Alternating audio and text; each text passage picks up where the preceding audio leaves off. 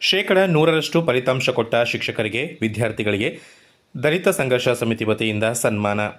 ಕರ್ನಾಟಕ ದಲಿತ ಸಂಘರ್ಷ ಸಮಿತಿ ಕೊಡಗು ಜಿಲ್ಲೆಯ ವತಿಯಿಂದ ಪ್ರತಿ ವರ್ಷದಂತೆ 2025-26ನೇ ಸಾಲಿನಲ್ಲಿ 100% ಫಲಿತಾಂಶ ಬರಲು ಕಾರಣಕರ್ತರಾದ ಹಾಕತೂರು ಪ್ರೌಢಶಾಲೆಯ ಶಿಕ್ಷಕರಿಗೆ ಹಾಗೂ ಅತಿ ಹೆಚ್ಚು ಅಂಕ ಪಡೆದ ವಿದ್ಯಾರ್ಥಿಗಳಿಗೆ ಸನ್ಮಾನ ಸಮಾರಂಭವನ್ನು ಆಯೋಜಿಸಲಾಗಿತ್ತು.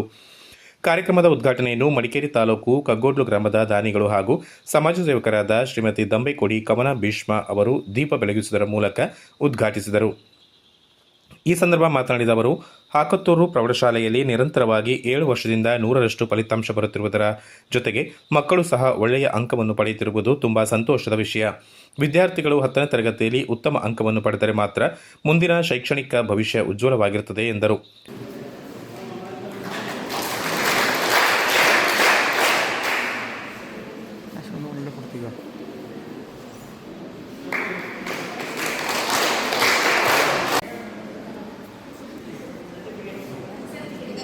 ವೀಕ್ಷಣೆ ಮಾಡುತ್ತಿರುವ ಎಲ್ಲ ವಿದ್ಯಾರ್ಥಿಗಳಿಗೆ ನಿಮಗೊಂದು ಪ್ರೇರಣೆ, ನಿಮಗೆ ಪ್ರೋತ್ಸಾಹ. ನೀವೆಲ್ಲರೂ ಕೂಡ ಈ ಸ್ಥಾನದಲ್ಲಿ ಮುಂದಿನ ವರ್ಷ ಕೂತು ಒಳ್ಳೆಯ ಒಂದು ಸನ್ಮಾನಕ್ಕೆ ಭಾಜನರಾಗಬೇಕು. ಎಲ್ಲವನ್ನು ನಿಮ್ಮ ಮನಸ್ಸಿನಲ್ಲೂ ಕಣ್ಣಿನಲ್ಲೂ ತುಂಬಿಕೊಂಡು ಈಗ ಹೇಗೆ ನೀವು ಸಂತೋಷವನ್ನು ಪಡ್ತಾರೋ ಮುಂದಿನ ವರ್ಷ ಇದಕ್ಕಿಂತಲೂ ಹೆಚ್ಚು ಸಂತೋಷ ನಿಮ್ಮ ಪಾಲಿಗೆ ಲಭ್ಯವಾಗಬೇಕು.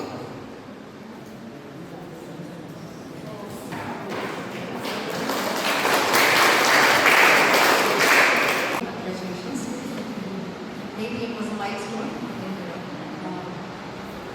in my life. 10th milestone crossover. So next second phase.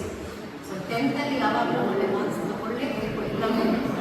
Next 8, 9 ನಿಮ್ಮ ಎಫರ್ಟ್ಸ್ ಸ್ಟಡೀಸಲ್ಲಿ ಇರಲೇಬೇಕು. ಮಕ್ಕಳಿಗೆ ಇರೋದು ಜಸ್ಟ್ ಈಗ ಓದೋದು ಮಾತ್ರ. ಸೊ ಓದೋದನ್ನು ಚೆನ್ನಾಗಿ ಮಾಡಿ, ಆಟ ಆಡಿ, ಎಲ್ಲದರಲ್ಲೂ ಇಂಪಾರ್ಟೆಂಟ್ ಸ್ಟಡೀಸ್. ಸೊ 10th ಅಲ್ಲಿ ಯಾವಾಗಲೂ ಒಳ್ಳೆ ಮಾರ್ಕ್ಸ್ ತಗೊಳ್ಳೇಬೇಕು ಮಕ್ಕಳಿಗೆ. ಅಂದರೆ ಮಾತ್ರ ನಿಮಗೆ ನೆಕ್ಸ್ಟ್ ಒಳ್ಳೆ ಕಾಲೇಜಿಗೆ ಹೋಗಲಿಕ್ಕೆ ಸಾಧ್ಯ ಆಗುತ್ತೆ.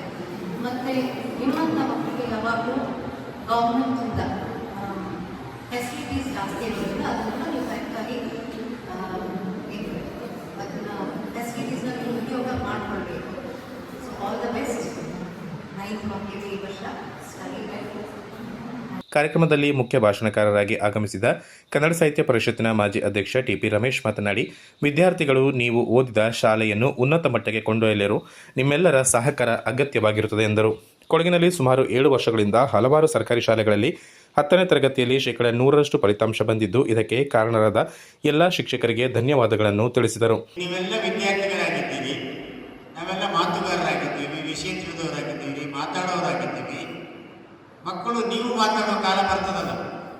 ಒಂದೊಂದು ದಿನ ಪ್ರೌಢ ಶಿಕ್ಷಣ ಆದ ನಂತರ, ಪದವಿ ಪಡೆದ ನಂತರ, ಅದಕ್ಕಿಂತ ಉನ್ನತ ಶಿಕ್ಷಣ ಆದ ಮೇಲೆ ಒಂದು ದಿವಸ ಊರಿಗೆ ಬರುವಾಗ ನಾನು ಓದಿದ ಶಾಲೆ ಏನು ಅಂತ ಹೇಳ್ತೀರಿ ನೀವು? ಹೇಳ್ತೀರಲ್ವಾ? ಯಾಕಂದರೆ ತನ್ನ ಊರಿನಲ್ಲಿ ನನಗೆ ಪ್ರಾಥಮಿಕ ಶಿಕ್ಷಣವನ್ನು ಕಲಿಸಿ ಬೆಳೆಸಿ ಯೋಗ್ಯ ವಿದ್ಯಾರ್ಥಿಯಾಗಿ ಬೆಳೆಸಿರ್ತಕ್ಕಂಥ ಕೀರ್ತಿಗೆ ಈ ಶಾಲೆ ಎಲ್ಲ ಕಾಲದಲ್ಲೂ ಪಾತ್ರರಾಗಿರ್ತದೆ. ಹಾಗಾಗಿ ಶಾಲೆಯ ಕೀರ್ತಿಯನ್ನು ಇನ್ನಷ್ಟು ಉನ್ನತ ಮಟ್ಟಕ್ಕೆ ಏರಿಸಿಕೊಳ್ಳಬೇಕಾದ್ರೆ ಆ ಶಾಲೆಯ ಹಳೆಯ ವಿದ್ಯಾರ್ಥಿಗಳು ಎಲ್ಲ ಕಾಲದಲ್ಲೂ ಕೂಡ ಈ ಶಾಲೆಯ ಬಗ್ಗೆ ಗಮನ ಇಟ್ಕೊಳ್ಬೇಕು. SSLC ಆದಮೇಲೆ ಈ ಶಾಲೆಯಿಂದ ನೀವೆಲ್ಲ ಹೊರ ಹೋಗ್ತೀರಿ. ಮುಂದಕ್ಕೆ PUC ಪದವಿಯನ್ನು ಪಡೆದಾದ ಮೇಲೆ ನಾನು ಪ್ರಾಥಮಿಕ ಶಿಕ್ಷಣವನ್ನು, ಪ್ರೌಢ ಶಿಕ್ಷಣವನ್ನು ಕಲಿಸಿರ್ತಕ್ಕಂಥ ಶಾಲೆಗೆ ಒಂದ್ಸತಿ ಹೋಗಿ ಬರೋಣ ಅಂತೇಳಿ ಸಂಪರ್ಕ ನಾವು ಇಟ್ಕೊಳ್ಬೇಕು. ಆ ಸಂಪರ್ಕದ ಮೂಲಕ ಒಳ್ಳೆಯ ಒಂದು ವಿದ್ಯಾರ್ಥಿ ಜೀವನವನ್ನು ಕಂಡುಕೊಂಡು ಹೋಗಬೇಕು. ಇವತ್ತು ಕೊಡಗು ಜಿಲ್ಲೆಯಲ್ಲಿ ನಾನು ಕಂಡುಕೊಂಡು ಬಂದಿದ್ದೀನಿ. ಕಳೆದ ಒಂದು 7-8 ವರ್ಷಗಳಿಂದ SSLC ಫಲಿತಾಂಶ ಈ ಜಿಲ್ಲೆಯಲ್ಲಿ ಸರ್ಕಾರಿ ಶಾಲೆಗಳಲ್ಲಿ ಅತಿ ಹೆಚ್ಚಿನ ಫಲಿತಾಂಶ ಬರ್ತಕ್ಕಂಥದ್ದನ್ನು ಈ ಕೊಡಗು ಜಿಲ್ಲೆಯಲ್ಲಿ ಒಂದು ಹೊಸ ಪರಿಣಾಮವಾಗಿ ಇವತ್ತು ನಾನು ನೋಡ್ತಾ ಇದ್ದೇನೆ. ಬರೀ ಖಾಸಗಿ ಶಾಲೆಗಳು, ಇಂಗ್ಲೀಷ್ ಮೀಡಿಯಂ ಶಾಲೆಗಳು, ಅಲ್ಲಿ ಓದಿದ್ರೆ ಮಾತ್ರ ವಿದ್ಯಾರ್ಥಿಗಳು, ಅಲ್ಲಿ ಓದಿದವರೆಲ್ಲ. ಮತ್ತೋರ್ವ ಅತಿಥಿ ಕೊಡಗು ಜಿಲ್ಲಾ ASP ದಿನೇಶ್ ಕುಮಾರ್ ಮಾತನಾಡಿ, ಮಕ್ಕಳು ಯಾವುದೇ ಮಾದಕ ವಸ್ತುಗಳನ್ನು ಸೇವಿಸಬಾರದು, ಉತ್ತಮವಾದ ವಿದ್ಯಾಭ್ಯಾಸ ಪಡೆದು ಸರ್ಕಾರಿ ಉದ್ಯೋಗವನ್ನು ಪಡೆದು ನಿಮ್ಮ ತಂದೆ ತಾಯಿ ಮತ್ತು ವಿದ್ಯೆ ಕಲಿಸಿದ ಗುರುಗಳಿಗೆ ಒಳ್ಳೆಯ ಹೆಸರನ್ನು ತರಬೇಕು. ತಂದೆ ತಾಯಿಯರು ತಮ್ಮ 18 ವರ್ಷ ಒಳಗಿನ ಮಕ್ಕಳಿಗೆ ವಾಹನವನ್ನು ಓಡಿಸಲು ಅವಕಾಶ ಕೊಡಬಾರದು ಎಂದರು. ಕಾರ್ಯಕ್ರಮದ ಅಧ್ಯಕ್ಷತೆ ವಹಿಸಿದ್ದ ದಲಿತ ಸಂಘರ್ಷ ಸಮಿತಿಯ ಜಿಲ್ಲಾ ಸಂಚಾಲಕ ದಿವಾಕರ್ ಮಾತನಾಡಿ, ನಮ್ಮ ಸಂಘಟನೆಯು ವಿಶ್ವರತ್ನ ಡಾಕ್ಟರ್ BR ಅಂಬೇಡ್ಕರ್ ಅವರ ತತ್ವ ಮತ್ತು ಆದರ್ಶವನ್ನು ಅಳವಡಿಸಿಕೊಂಡಿರುವುದರ ಜೊತೆಗೆ ಶಿಕ್ಷಣಕ್ಕೆ ಹೆಚ್ಚಿನ ಒತ್ತು ನೀಡಲಾಗುತ್ತಿದೆ. ಸುಮಾರು 10-12 ವರ್ಷಗಳಿಂದ ಸರ್ಕಾರಿ ಪ್ರೌಢಶಾಲೆಯಲ್ಲಿ 100ರಷ್ಟು ಫಲಿತಾಂಶ ಬಂದ ಶಾಲೆಗಳಿಗೆ ಹೋಗಿ ಅಲ್ಲಿಯ ಶಿಕ್ಷಕರಿಗೆ ಹಾಗೂ ಆ ಶಾಲೆಯಲ್ಲಿ ಅತಿ ಹೆಚ್ಚು ಅಂಕ ಪಡೆದ ವಿದ್ಯಾರ್ಥಿಗಳನ್ನು ಗುರುತಿಸಿ ಸನ್ಮಾನ ಮಾಡಿಕೊಂಡು ಬರಲಾಗುತ್ತಿದೆ ಎಂದರು. ಕಾರ್ಯಕ್ರಮದಲ್ಲಿ ದಾನಿಗಳಾದ ದಂಬಿಕೋಡಿ ಕವನ ಭೀಷ್ಮ ಅವರನ್ನು ಸಂಘಟನೆ ವತಿಯಿಂದ ಶಿಕ್ಷಕರು, ವಿದ್ಯಾರ್ಥಿಗಳು ಸಮ್ಮುಖದಲ್ಲಿ ಸನ್ಮಾನ ಮಾಡಲಾಯಿತು. ಶಿಕ್ಷಕಿ ತನುಜಾ ಪ್ರಾಸ್ತಾವಿಕವಾಗಿ ಮಾತನಾಡಿದರು. ಶಾಲೆಯ ಮುಖ್ಯ ಶಿಕ್ಷಕರು ಸ್ವಾಗತಿಸಿ ಸಂಘಟನೆಯ ಜಿಲ್ಲಾ ಪ್ರೇಮ ಕೃಷ್ಣಪ್ಪ ಅವರು ವಂದಿಸಿದರು.